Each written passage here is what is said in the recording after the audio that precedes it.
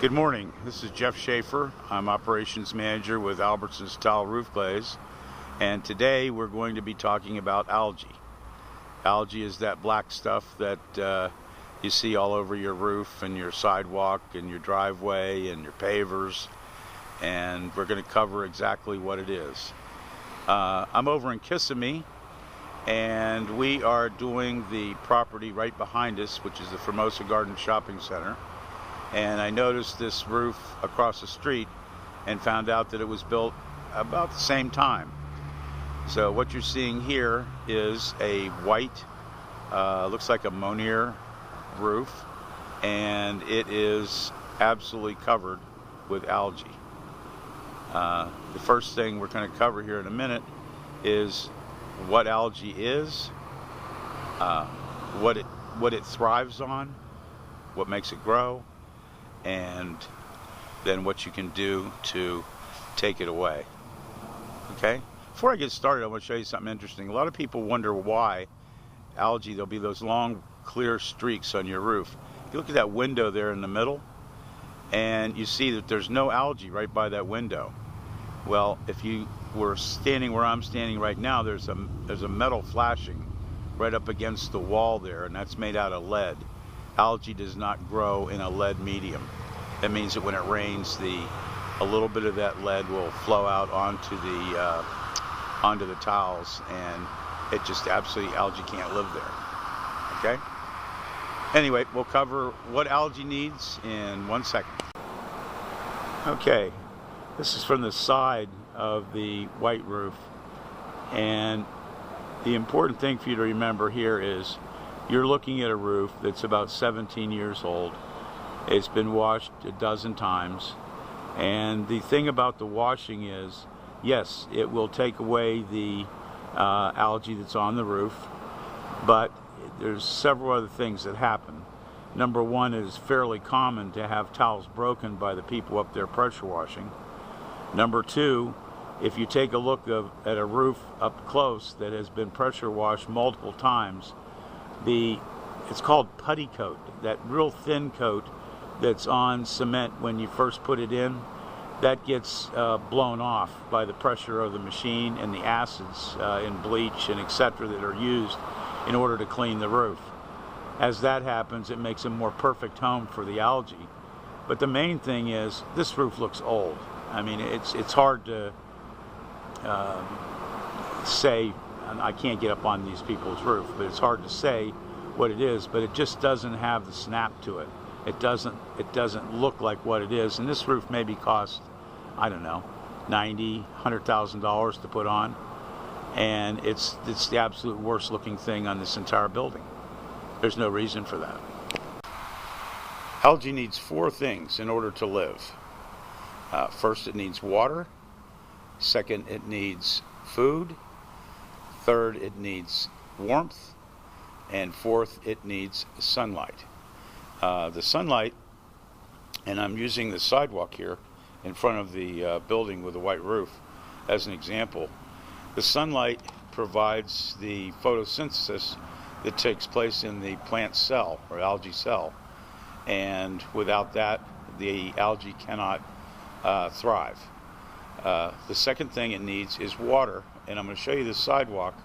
You'll notice that this part of the sidewalk is pretty clear, and as we get over to the edge, you can see where the water hits the front of the sidewalk, and that water goes into the concrete, and then it will evaporate out slowly.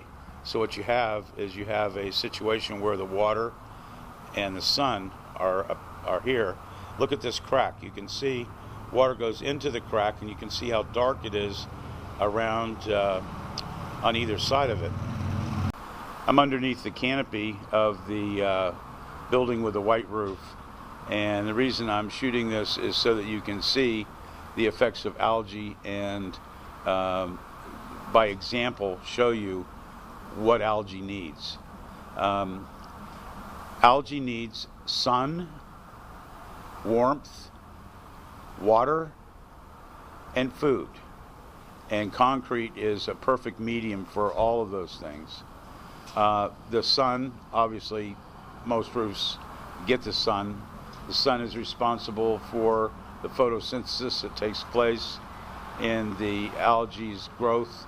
The darkest spot on this sidewalk is right here at the crack. And what that is actually it's sort of like a lake or a river. And there's more water that goes down into that area, and therefore more water will be coming to the surface.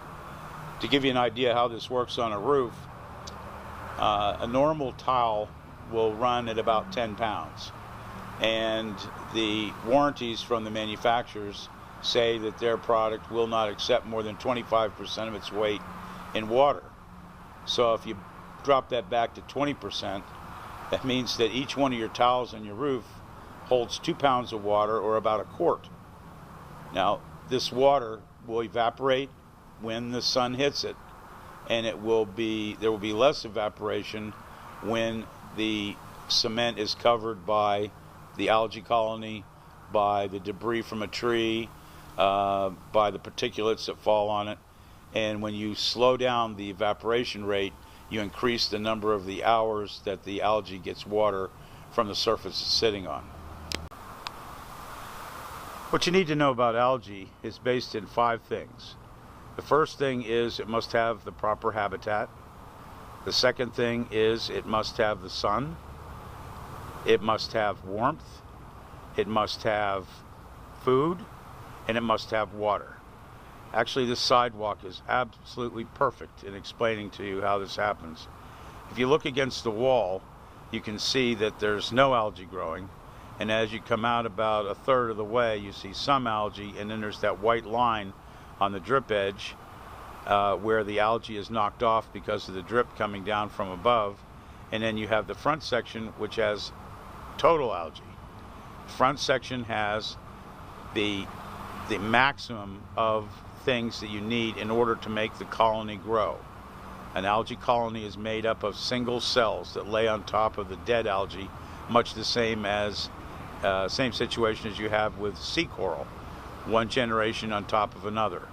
So there you go. You look at it on the outside, we have more water, more food, more sun, more warmth, and then we go to the part that was where the dead algae was knocked off because of the dripping from the rain.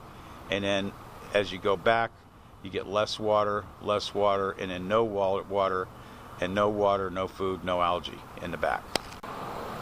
This hotel that I'm at, looking down at the white roof, is 5 years younger than the white roof across from it now. And if you look at it, this is terrible looking. I mean, everything else is painted and it looks good and it's clean. But then you go up here and it looks terrible. Absolutely terrible. And you'll notice right on the end there, the cracks in the cement, that's called point up. Well, there's a solution for that too. But I mean, just the overall point is, what you should take away is something you already know. Tile roofs that are raw concrete look terrible.